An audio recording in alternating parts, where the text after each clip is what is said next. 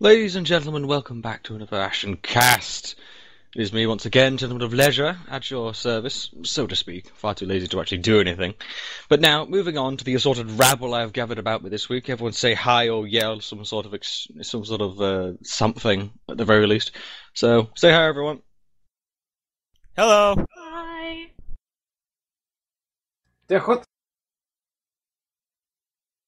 Striking and soul-shaking as ever.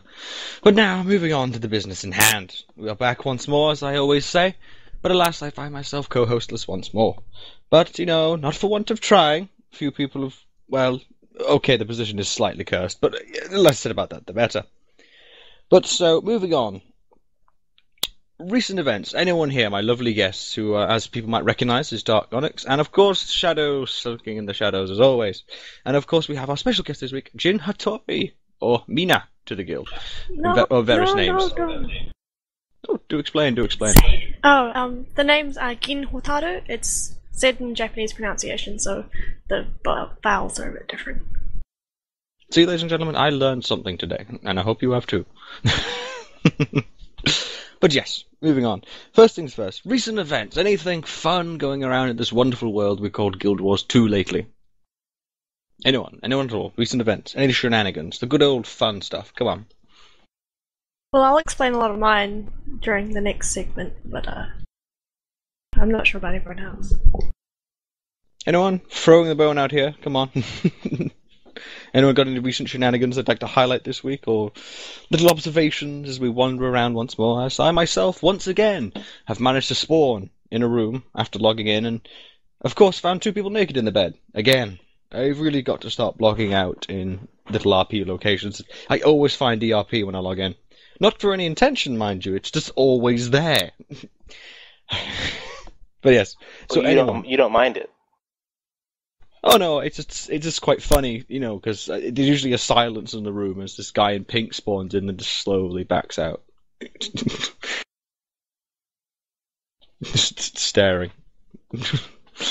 But yeah, so anything recent events? Come on, people.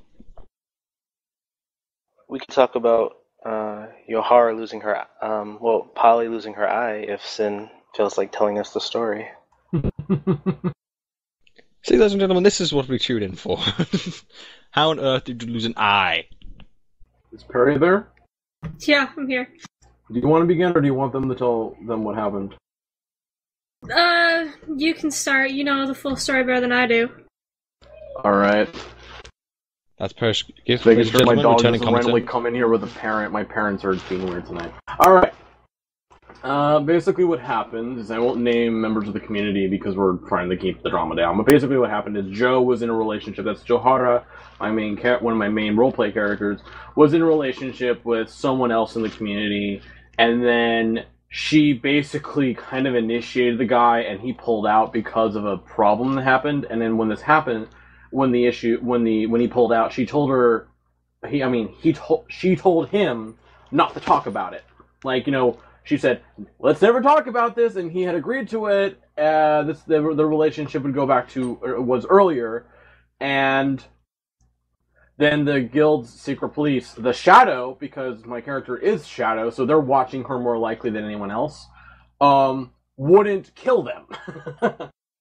And what ended up happening is this particular person ended up talking about it, and to the point where it got back to one of the Van Skivers.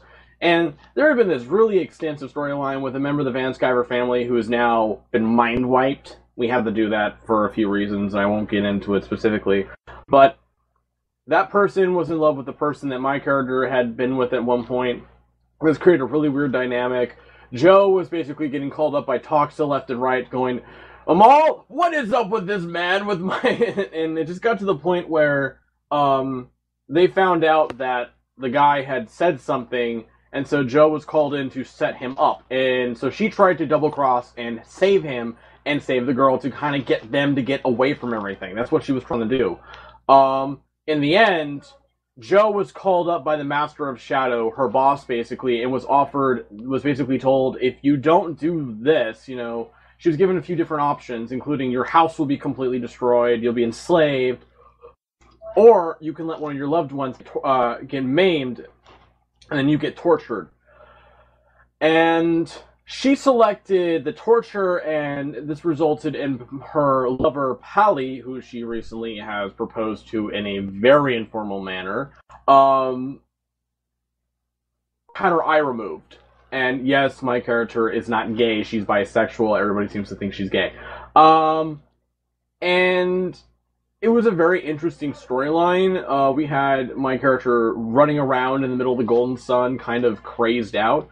And it was pretty interesting story-wise, and it's a great example of how you can do dynamic change, but also for the fact that if I did the other choices, I would have fucked up the entire house, which is a bunch of other people. So I took the option which made sure that I didn't get too much dynamic change that would have thrown people too much of a, I don't know, thrown them for, I don't want, the idiom is leaving me, but I picked the solution that had a consequence, but wouldn't suddenly toss, hours upon hours of roleplay out the window.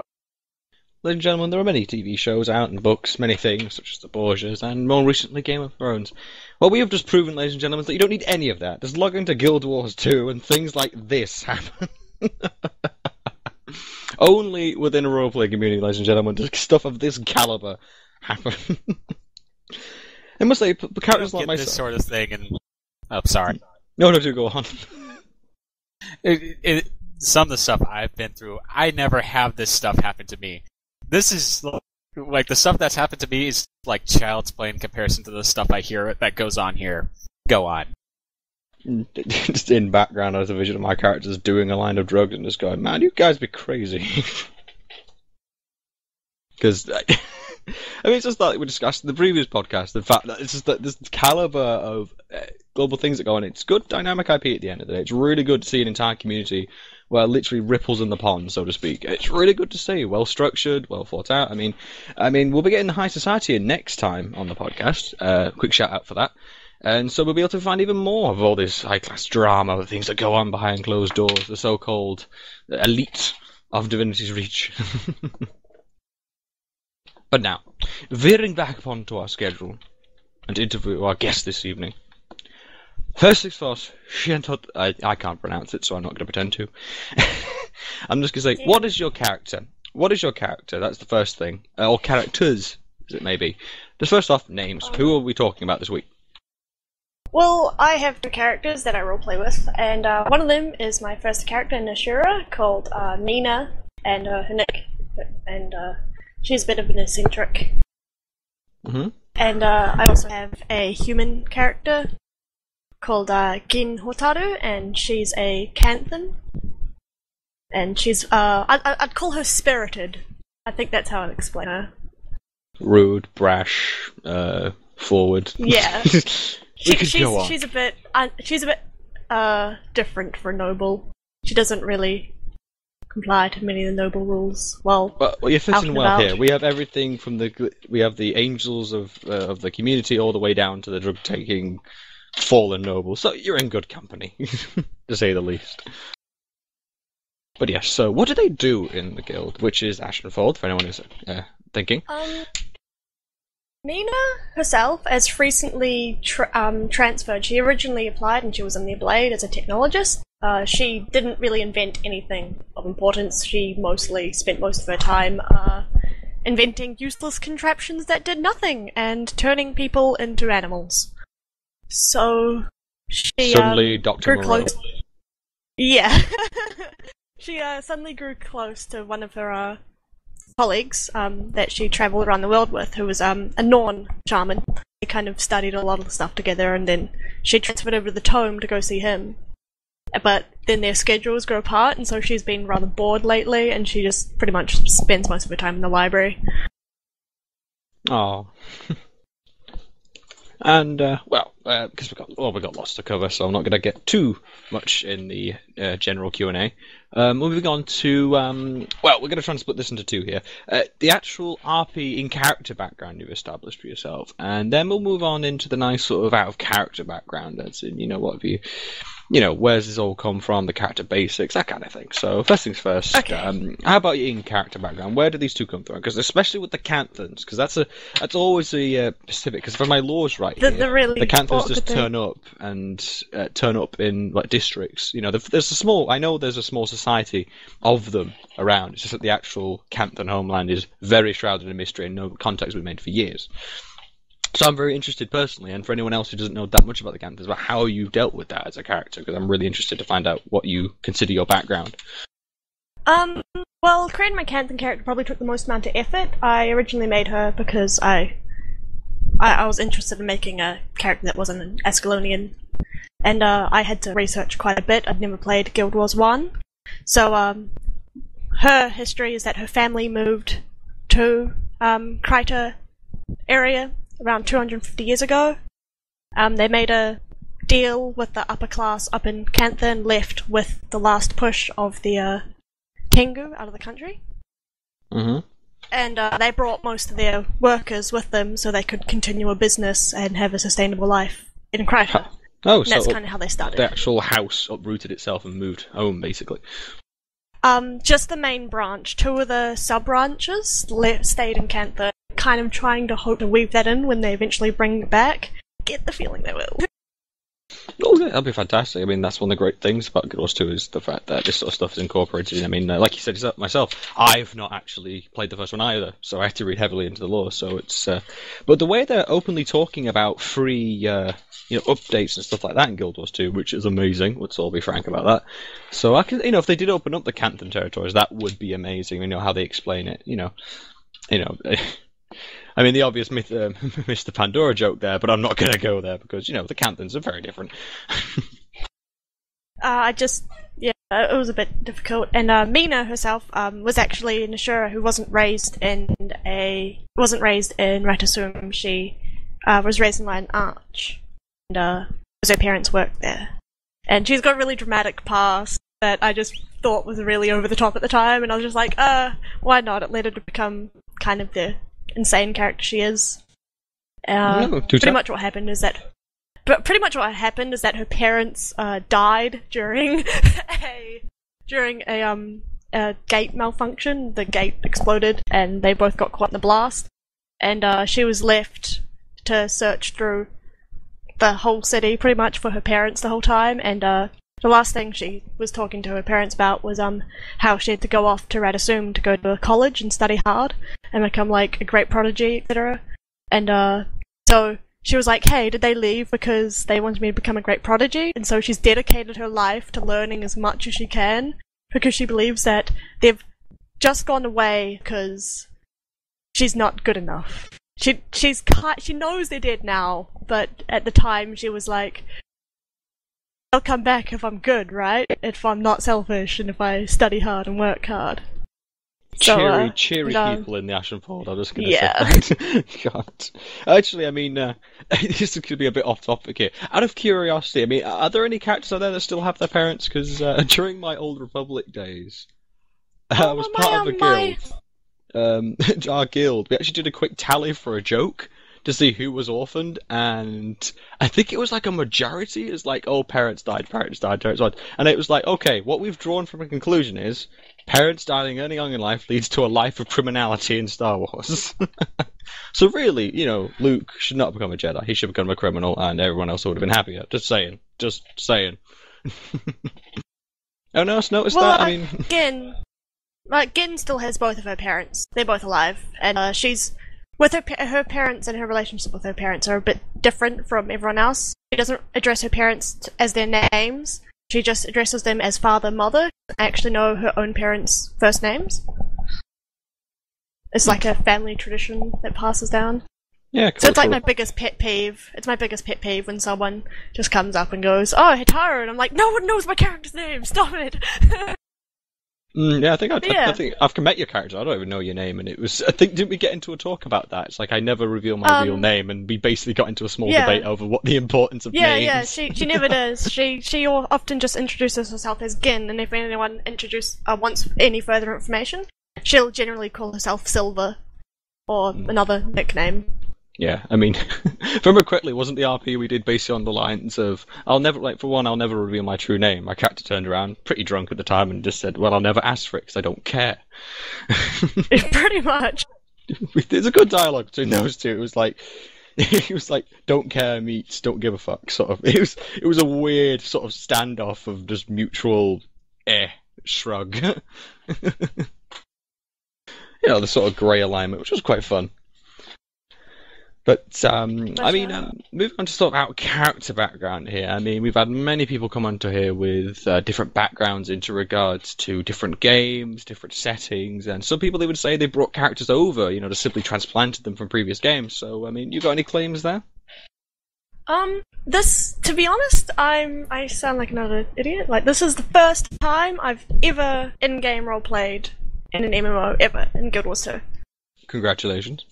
Yeah, so Guild Wars 2 kind of... I already bought Guild Wars 2 and I hadn't played in any of the betas or anything. I was just waiting for the official release because I had university and busy and whatnot. And I was looking into guilds and all my friends in New Zealand, because I'm from New Zealand, were going to join the unofficial Oceanic server.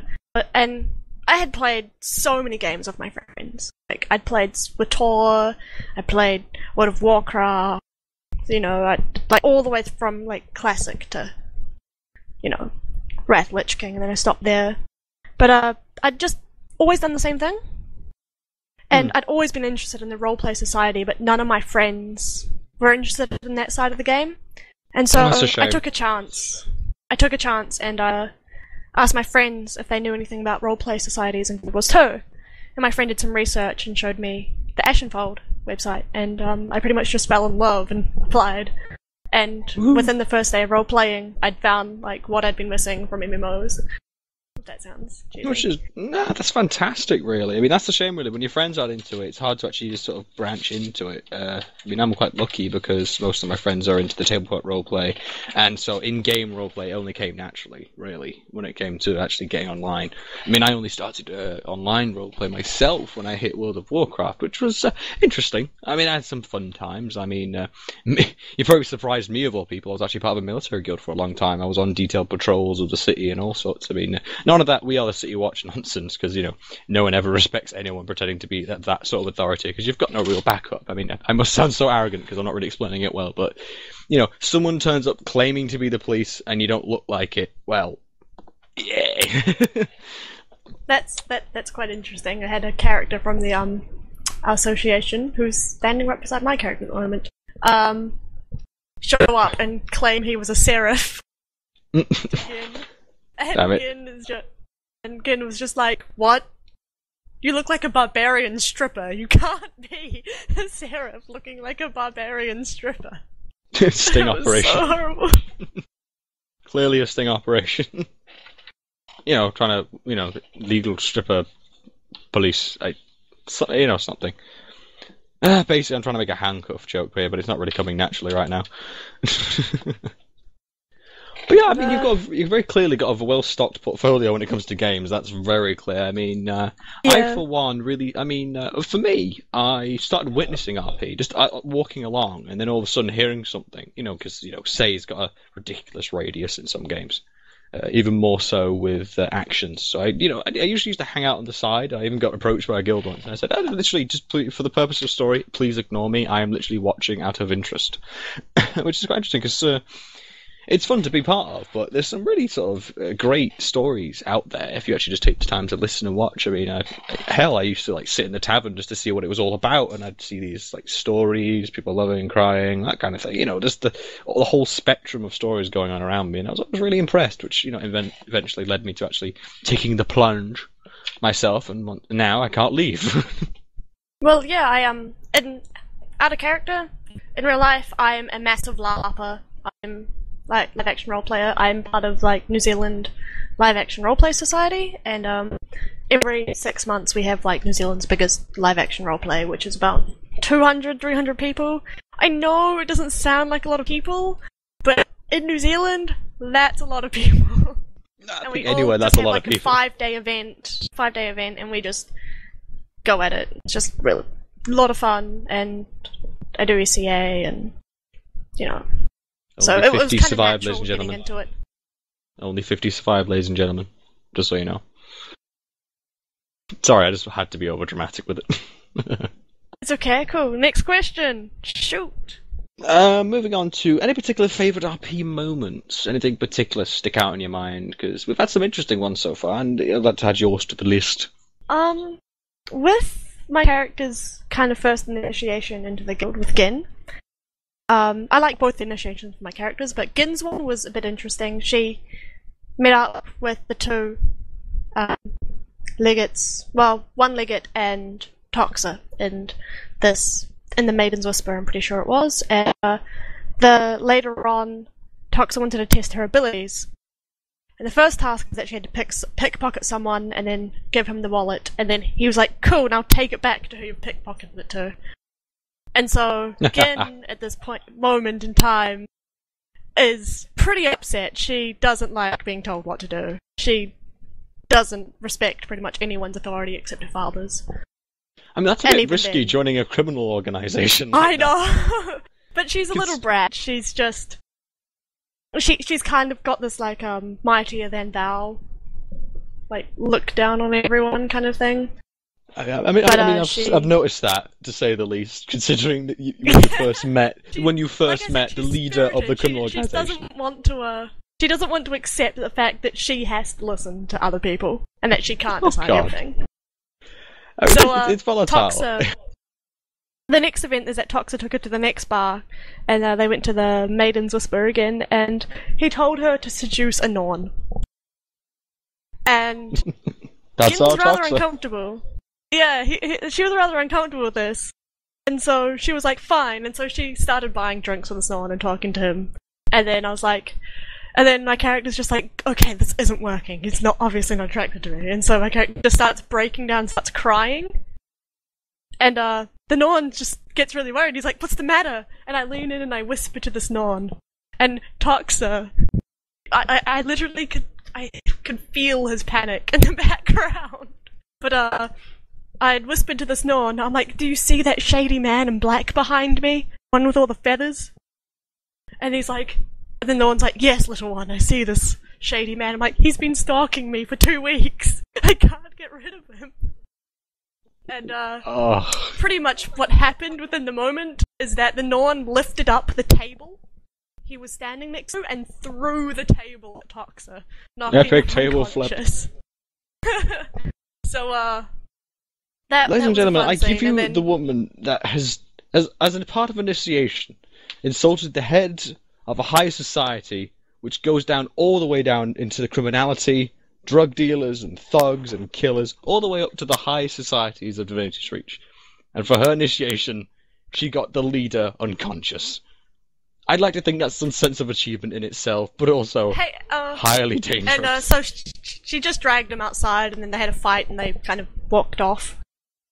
And my other favourite moment is probably when Meena, the day after she was initiated, pretty much, also to do with Toxa, sadly, she got him naked for science. For science. And yeah, it was a bit more complicated than that. She was just like, I need like anatomy sketches, and ever since she's placed a tracker on his body, and he's never been able to find it. Oh, for the love of... Yeah, I know. He believes Toxa, my character's just to torment him.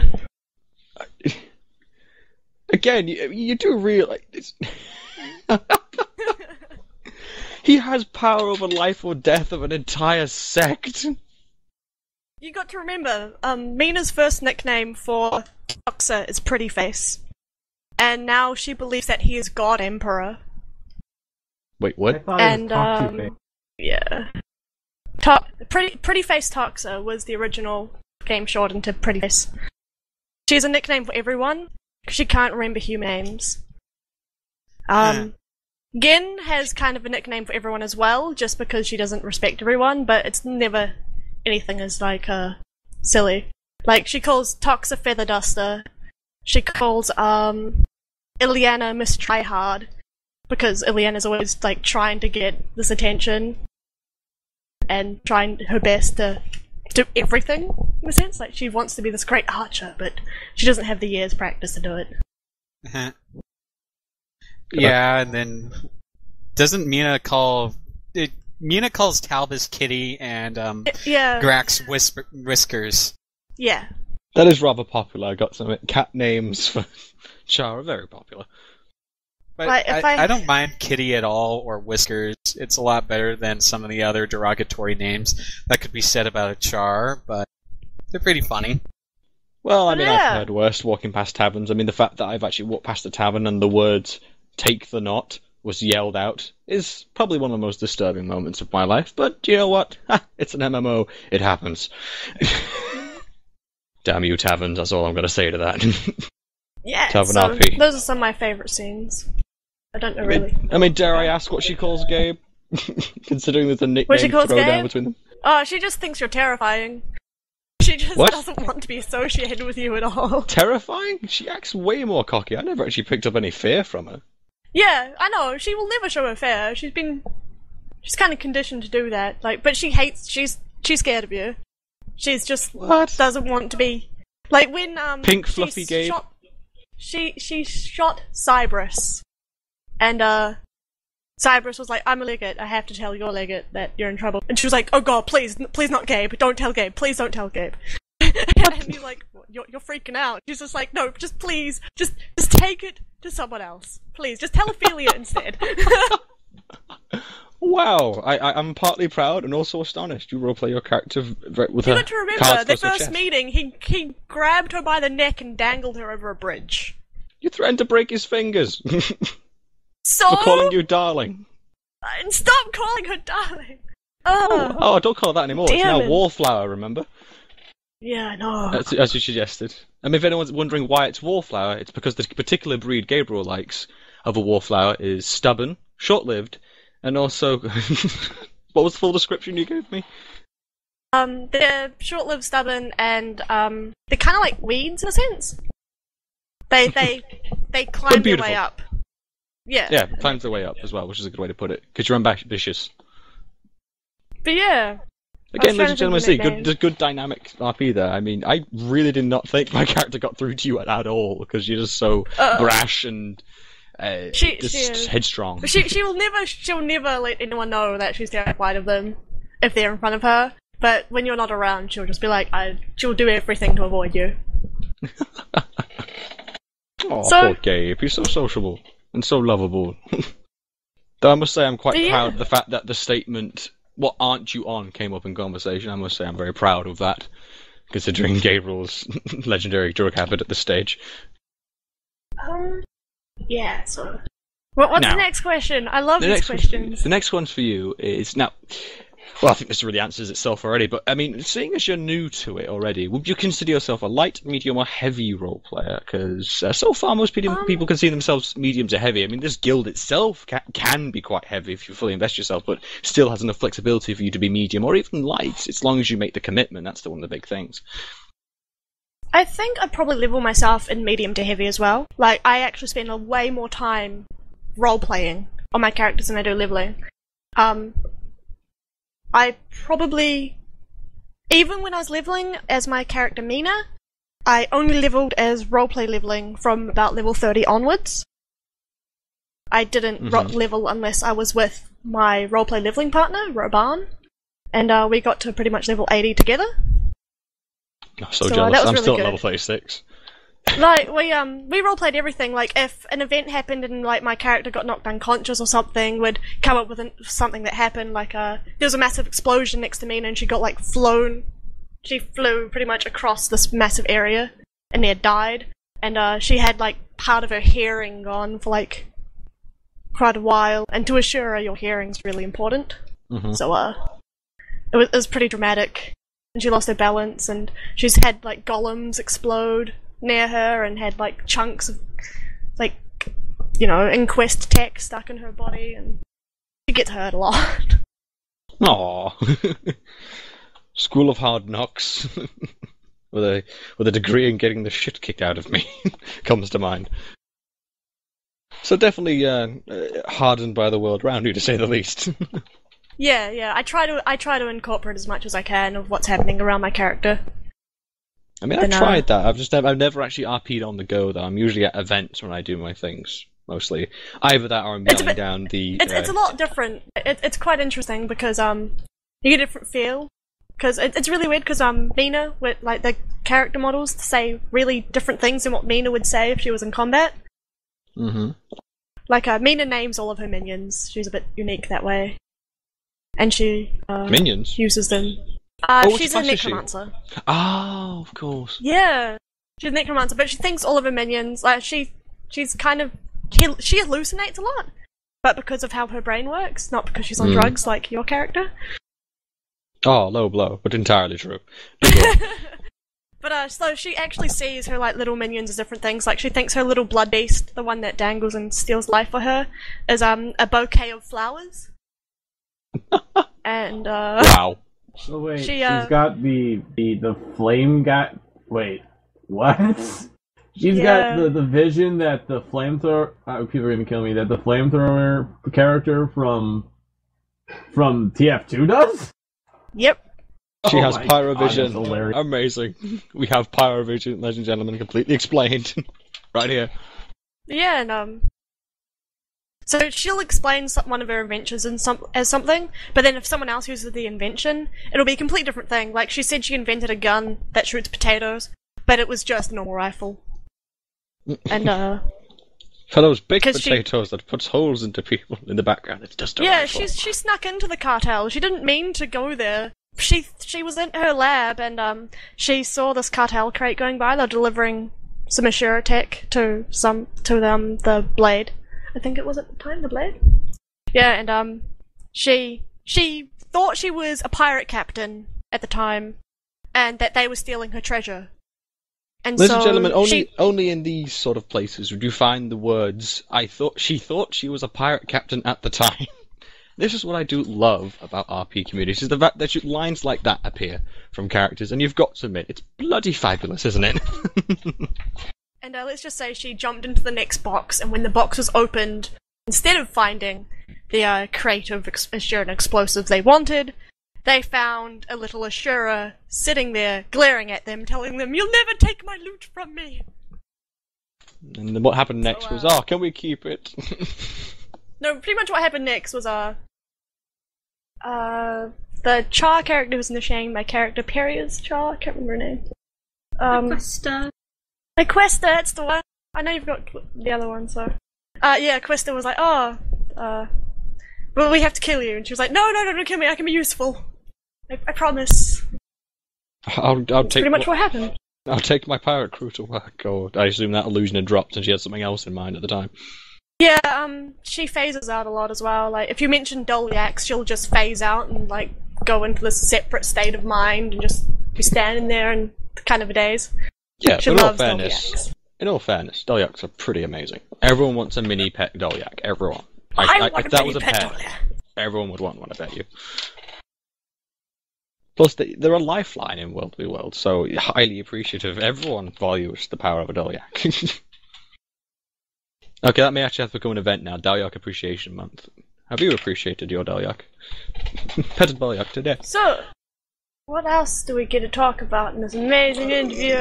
Well, we've not moved on to the second section yet. We're just going to wrap up the first one, which is, as a role player, what would you say sets your characters apart from others? I mean, because when it comes down to it, there's always the fear of the Mary Sues out there, and but you know, with some good help from the community as a whole, people come up with some really interesting and really dynamic and different characters. And what would you say has set you apart from all those you've met in characters so far? I think when I set my characters apart is that when I create my characters, I give them flaws straight away. Like, Gin's major flaw is that she cannot detect magic at all. She has no kind of real connection to the mists. Bit of a dull one. She was born as a twin, and her twin died young, and for some reason, when they were born, he got the magical prowess of the family, and she was given nothing. And so, if someone places wards down, or magic wards down, etc., etc., she can't see them, she'll step on them and trigger them and get really hurt. Ouch. So she has to have someone tell her where they are. And I also think her personality is a big flaw, because it gets her into a lot of trouble. Yeah, but that's part of the concept, really. When you build a character, there's always a core concept, really. But, and also, Meena's one is that Meena is an extremely lonely character. She does everything to try and keep... It just sounds really weird, like, she distances herself from her own people in the fact that she doesn't research new ideas. She goes back and researches old things, and she's constantly reading up on, like, sociodynamics and trying to branch out to make friends. Like, she's trying to be the wingman of, like, 10 people at the moment. She's like, I'll be your wingman, I'll help you get a mate. Like, you know, the... Exact words. Yeah, it's just awkward because she's like a 3-foot Ashura. Adorable, frankly, in its own way. Just wants to be loved. Don't we all? Yeah, I know. Moving away until we get all philosophical on each other. Okay, I think we're all dying to ask this one, which is, where the hell did these characters come from? What was the basis of all these? Especially stuff like the idea of hallucinating what the actual minions are with necromancy. I mean, that's what I've not heard before. When I was creating Meena, I am currently still playing a Serenity campaign with a few friends, with my flatmates actually. And what's happened is that there's a character in our game, and he has got this trait called Leaky Brain, which allows him to have the rooms described differently to him. And so I kind of applied that mechanic to Meena, because I was like, hey, it'd be cool to walk around and just be like, hey, look, the trees are made out of cotton candy. And everyone's like, what? I just think she's just... That's actually really impressive. I love that in RPG games. I mean, stereotypically, right off the bat, Malkavians, I love the fact that in some games I've read, people it's like, oh, you go into this room. Okay, there's a Malkavian in the party of Vampire the Masquerade. Okay, this is what it actually looks like to you. I love that different mindset, because sometimes it just adds such flavour to something, you know, I mean, you know, rather than the simple... I mean, it's nice to spice things up at the end of the day, isn't it? Yeah, well... And then, Gin, I based off of, loosely based her design off of a character I, really enjoyed out of one of my favourite one-shot manga. And the manga's called Hotaru bi no Morie, which means In the Light of the Fireflies Forest. It's a bit of a dramatic thing, and the main character's called Gin, and he's a spirit who was once human, and if anyone touches him, he vanishes. He'll vanish forever. So, wow, that's pretty much... I based her design off of him, and I kind of took the storyline and her family history and the family legends from my love of Japanese folklore. Mm-hmm. I mean, there's a sense of that we picked up early on. I mean, then again, I mean, I don't know enough of the lore of the Canthons to really say this, but there's a heavy sort of Asian sort there's of a heavy, like, Eastern Chinese, theme. Chinese, Japanese kind of heavy influence over there. Mm-hmm. Like, even I was looking over the old Canthon script and stuff they have, and a lot of them actually do correspond a lot with real Chinese characters. I mean, most people... I mean, I've had some small contact with people role-playing Canthon gangsters, actually, and there's a strong vibe of a sort of, I mean, dare I say, even triadish sort of traits. You know, the mixture of the tattoos, the markings, the actual way of talking. You know, it's nice. I mean, I find it quite funny, actually, because I've seen your character on a number of occasions speaking Canthon, but, you know, we can't actually type it, so we just put in brackets in Canthon, you know, just for the sake of, so everyone knows what's going on. I love the fact your character says that, and oddly, my character knows it too, which I'm really hoping leads to some funny moments when she says something and Gabriel replies in it, because I don't think anyone believes my character can actually speak another language, because he just seems so lucid all the time. Well, yeah, so it was a bit interesting how I created my characters. Like, I think most of my characters are created on a whim. So, I'm pretty proud of how much I've actually enjoyed Hotaru. I didn't think I would enjoy her as much as I did. And, she's now kind of dominated my main character spot at the moment because of my roleplay partner for Meena has become sick in real life, so I haven't been able to. We wish them a speedy recovery from here at the Is he getting podcast. better? Yeah, I'm enjoying getting to run around and annoy all the nobles and have people get angry at my character. For being Infamous as you are already. So they hear that, I'm folks. trying to make Early a name warning for now. myself. Out of character warning if you meet her around the streets. This is your warning right now. It's okay. She's pissed off too many nobles already. She's already had one assassination attempt on her life. And that was also my first week of roleplaying her. She pissed off a noble character at a bar. Yeah. The noble and Jin open a bar. One nearly gets assassinated. Yeah. It's pretty much what happens. At this current event that I'm at the moment, which is a feast, she's actually spiked all the punch. And so what I've been doing while I've been doing this podcast is that anyone I see who's taking a drink, I let them know that I've spiked all the punch. And so... Why wasn't I there? That would be funny. Gin is pretty much like, everything should be fun and interesting. She's a troll. Yeah, she's a troll. She's an intentional troll, whereas Meena is not an intentional troll. So it's more of a case of how to best put this to be really weird and go into my gifs very unoriginally. I mean, we'll say that Jin has the troll face and Meena just has the troll music playing in the background wherever she goes. Yeah, pretty much. Now, moving on. I mean, you've already answered this, so I don't expect you to spend too long on this. But have you taken the characters outside the Ashenfold, 2RP, jesters? I mean, there's lots of communities out there, and you've even mentioned you've been messing around with the high society to their great dismay, it seems. Yes, well, I've actually started an NGO myself. And I've just set it up as my character's noble family, the Gin family, the first main branch there. And what's happened is that I've only got 3 people playing actual relatives. One's a distant relative, and then there's me and my roleplay partner who plays the father, and then I play the daughter who's the heir. And I also have 7 player characters employed in the character business, because they're more of a... I think it's a difference between, because there are different types of noble families. There are like the aristocrats, and then the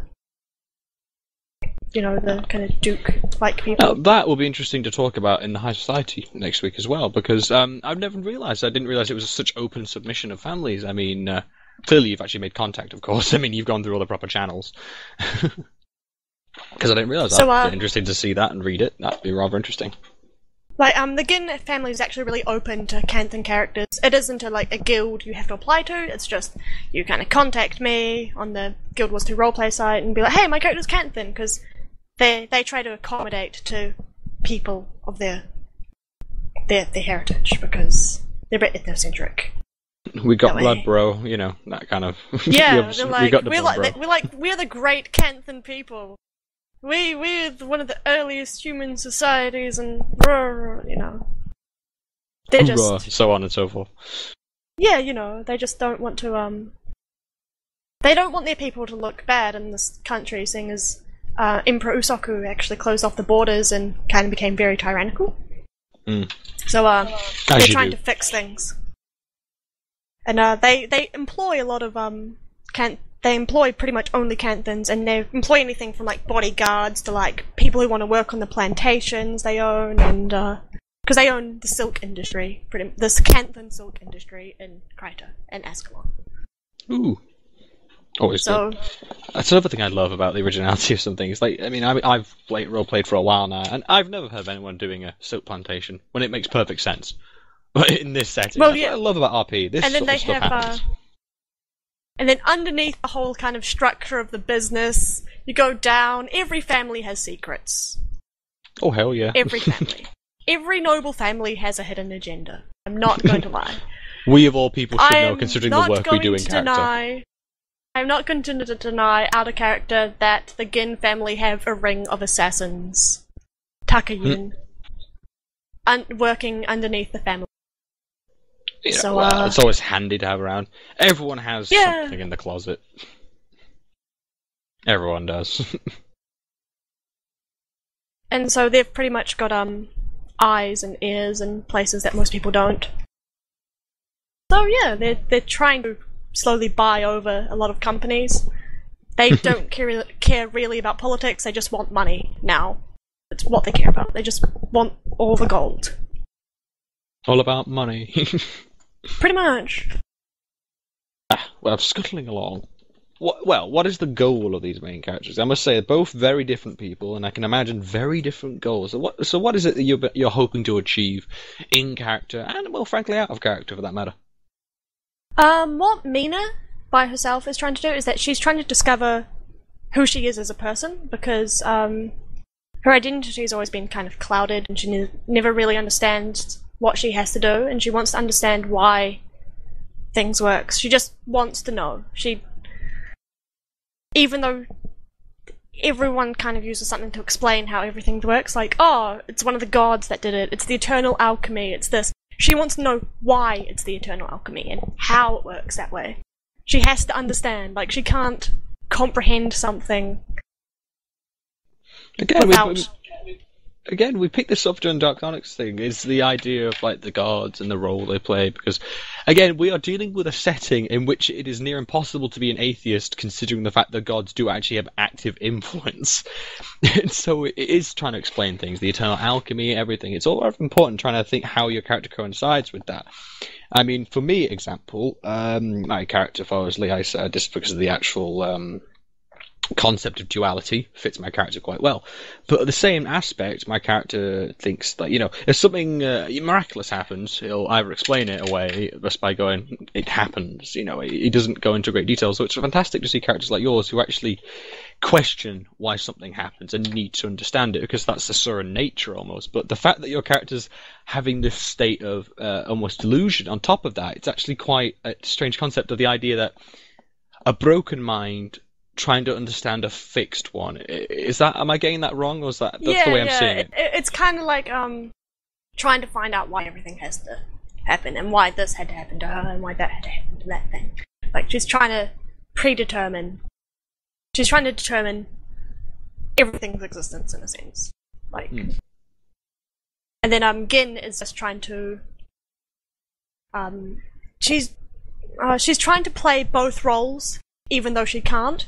She's trying to play the role of both of her brother, who would still be alive, and herself. And she doesn't want... Because she's a female, she doesn't want her family line to end with her, because she is the heir of her family and she has no siblings. So she's trying to...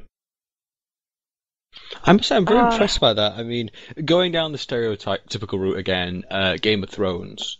I like to think because of that, and also just people's standard OP, there's a lot of focus now on family lines and importance they actually hold. I mean, the nobles are doing to reach the high society is living evidence. I mean, this is the first time I have seen extensive family lines as such a critical point for everyone to roleplay. And your character's fascination with that, again, is such a fantastic aspect of why I love the setting. The Gin family is actually about 11 generations long. It's quite a big family, and ever since they've been in Kryta, there's always been this fear that their blood's going to get mixed and everything's going to get ruined and everyone's going to forget their culture, kind of thing, because they might never ever see Cantha again. Oh god, I see inbreeding on the horizon. And so, just saying. So she wants to. She hated how she was raised. She hated not knowing anything about her parents, or knowing anything, or having to emotionally distance herself from that kind of society. But in her same part of different part of her brain, she's also like, if I don't raise my kids that way, then their culture will be lost. Like, my family's culture will be lost. So she's kind of trying to fight the fact that she doesn't want to inflict emotional torture on her own children when she has them at any point. But then the fact that she knows she should, because everyone in her family had to deal with it. Makes sense. By contrast now, I'll move on to the next line of questioning, which I'm going to mix up a bit from the actual scheduled one, which is the actual Guild Wars 2 setting. What made you choose it? Is there any particular influence why you liked it? And another important aspect, which I always love asking people, was your choice of class. Was it a hindrance or an actual advantage? Because as I've mentioned before in other podcasts, my character was originally based just on the elixir skill set, and everything grew from there. I'm wondering if it was a hindrance for you or a good thing. I mean, for example, the minions, she delusions herself to be a bouquet of flowers. I mean, was that always planned, or was it because you had to choose necromancer? That kind of thing. I think I planned to play necromancer with Meena when I made her, because in games I'd always played the rogue like class. Like in Switch 4 I played a assassin. And then in World of Warcraft, I played PvP heavy rogues. So much fun. I wanted something different, and so I started Necromancer before I wanted to play Necromancer even as soon as I saw them. I was like, oh, that looks like fun. I'll play one of them. And then I kind of just worked it in to be like it's something she probably shouldn't have researched at that age she was when she started researching into it. And she'd gotten too far into it to kind of stop. Mm-hmm. That's kind of how that happened. And then with Gin, it was a bit difficult because it was either going to be warrior or thief. And then when I read over the Canthan kind of history and the classes they had in Cantha, I saw Takahun, which was the assassin. The assassin class they had in Guild 1, and I thought that fit perfectly. But there was no assassin class here, so I went for thief because it had a similar kind of feel to it. So I wanted a class that didn't have magic because she doesn't have magic. So yeah, it kind of worked out that way. Yeah, from what I've heard, I mean, it's considered an art of magic in itself, the whole shadow stepping, isn't it? I mean, I'm not very well versed in my lore when it comes to thieves, because I roleplay an engineer, and for me, all magic interaction has been in bottle form in alchemy. Technically... Oh, go ahead. No, you can go. Say what you were going to say. I don't want to cut in. Okay, fine, I'll continue. The shadow stepping would be a form of magic, but yeah, go on. Normally when I do roleplay out doing the stealth moves and stuff on Gin, I put an emote saying she throws down like a smoke bomb or etc. and then runs away. I do like stuff like that when people actually make use of what they've got and add their own flair to it, because there's nothing that says you have to... well, the skill might have the same effect, but there's nothing saying you can't fluff things up a bit. For example, my character drinks his elixirs, and I say parts of his body like swell. God, that sounds dirty when I say it like that. I mean, like for example, he drank a very large quantity of elixir B, so I said that his arm and chest seemed to get a lot more muscular. You know, basically Venom style, for anyone who reads into Batman. So it's always good just to mix things up a little, just to explain things differently, depending how you see them, which is always good for a character. Adds the flair, makes them seem unique. Which I assume is what you did, isn't it? Because, like you said, you don't want to do the magic, so instead you use smoke bombs and the like. Yeah, I've got a Razor Naga, and I've actually got macros on my mouse that set up that if I'm in the chat bar, I can press like 1 and it'll type the whole like throws a smoke bomb. You know. I really need to do that myself. I really do. Namely, remove snuff box, the most used bit of text I've used since joining RP. I've got one as well, which is she throws a dagger aiming at your clothes to try and pin you down, because she can't. Because it's her specialty weapon is throwing knives, and so she uses them. And so I'll constantly be chasing people. Like she'll get bored and she'll be like, if she pisses someone off, she'll be like, run, and they'll run, and then she'll chase them and she'll try to catch them for fun. Aw, cat and mouse. Pretty much, except this cat has claws. Oh wow! Very, very throwable ones. Sorry, just a horrible image, and I used that line once in an RP. It was quite funny. Gabriel being his usual catty self, mentioning how Green was out of season, and then saying, "Yeah, see, this kitty got claws," in the most fey possible manner. I do love that. But moving on, into the last section. So, I mean, we've actually entered the sort of general Q&A thing. So, is there anything particularly you'd like to bring up or talk about, or anyone else in the chat for that matter? Is there anything particular, any burning questions, or just anything you'd like to highlight which you think's important? Ask me your questions. I might say this. Meena might get a new playmate with Rugar, but I don't know. I really do want to have a slave for Meena. It would just make the perfect roleplay opportunities for her. Shenanigans. I sent shenanigans. Yeah, with somebody like Rugar, with his intelligence level for a Char, he's not entirely mentally handicapped in a way he is, but he's intelligent enough to take care of himself. I'm assuming it's one of those characters that everyone says is really dumb and yet always seems to come out on top in situations. Yeah, pretty much. Like, oh, he's such an idiot, yet at the end of it Rugar he's in a really good position. Yeah. Yeah. The thing is with Rugar, usually a lot of the times he does not play with a full hand like everyone else does. He does not have a full hand like everyone else would on a poker table. He does not. But somehow, for some strange reason, he seems to just survive because of just how innocent he acts. And, well... Underestimation. Dangerous thing. Yes. What's really scary, though, is when he was in the Farrar, people harassed the crap out of him. And people picked on him, did all sorts of things because of his intelligence. But one of the Farrar Cubs did make the mistake of actually trying to bully him into a corner, and that Cub got the crap kicked out of him. Everyone was like, whoa, dude. I mean, we never actually took it that far for a reason, dumbass. we took the mick out of him. We never crossed the line, dummy. It's like...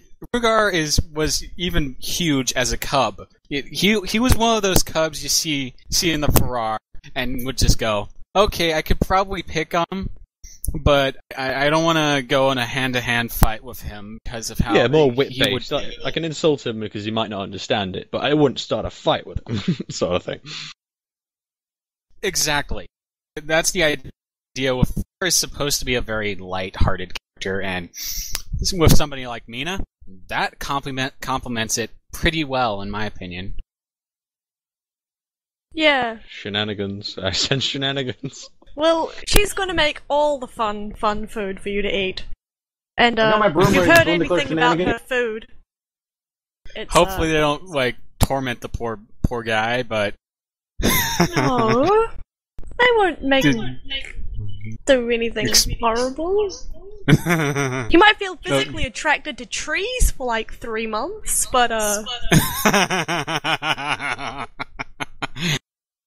Only in Guild Wars 2, ladies and gentlemen. Only in this community. That would be terrible. I could see something like Rugar doing something really stupid with a tree because of that. Yeah. Oh no, that's like so you like mudkits all over again. Oh god. But you said something there, Sin? You kind of cut out.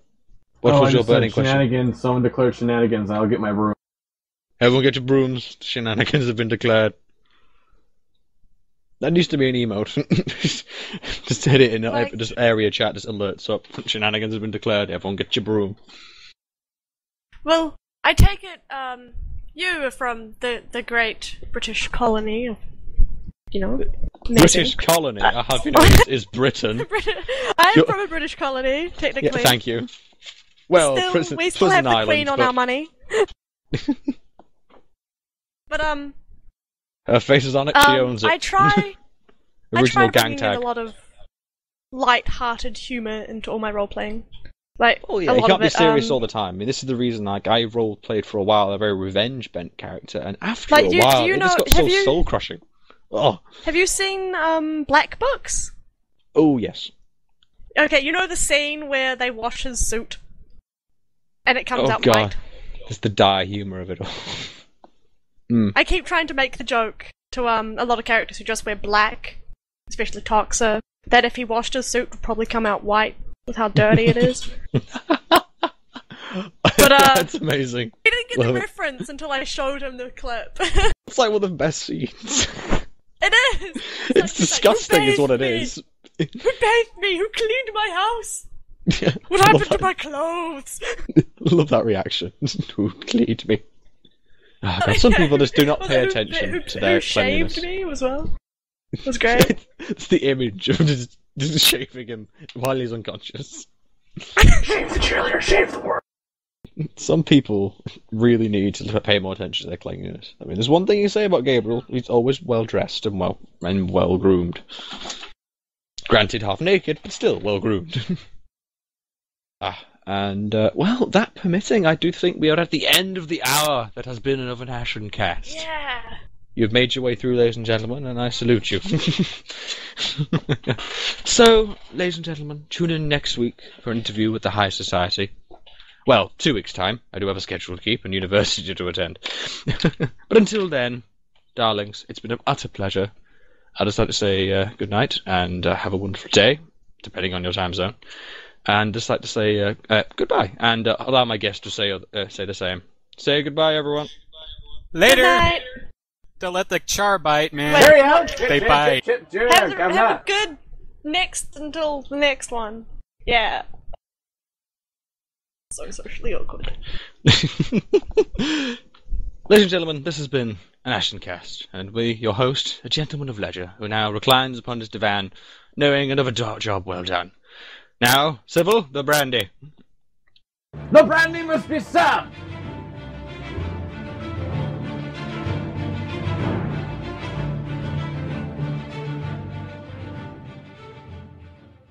But our shenanigans are cheeky and fun. Yeah, I mean, his shenanigans are cruel and tragic. Which makes them not shenanigans at all, really. Evil shenanigans. I swear to God, I'll pistol whip the next guy that says shenanigans. Hey, Farva, what's the name of that restaurant you like with all the goofy shit on the walls and the mozzarella sticks? You mean shenanigans? Oh! You're talking about shenanigans, right?